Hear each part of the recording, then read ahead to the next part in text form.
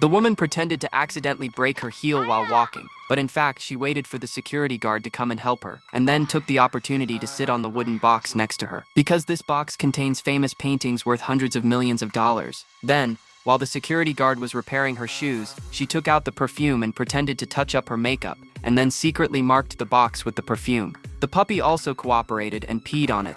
After she took the repaired shoes and left the scene with the puppy, the uninformed security guard continued to move the wooden box onto the truck. The handsome companion next to her saw that the truck had already set off, so he immediately drove a motorcycle to chase it. She and her boyfriend drove their sports car in front of the truck and deliberately kissed in the car to attract the driver's attention. The companion following behind the car took the opportunity to slide, rolled several times and finally came under the truck.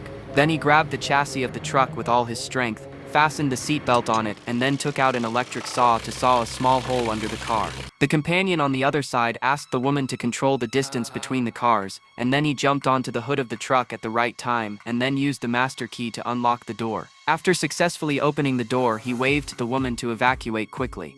He entered the car and began to look for the marked box. However, after searching for a while, he found nothing. Just when he was puzzled, he was suddenly attracted by a pungent smell of urine. So he followed the smell and began to search, and soon found the source of the smell.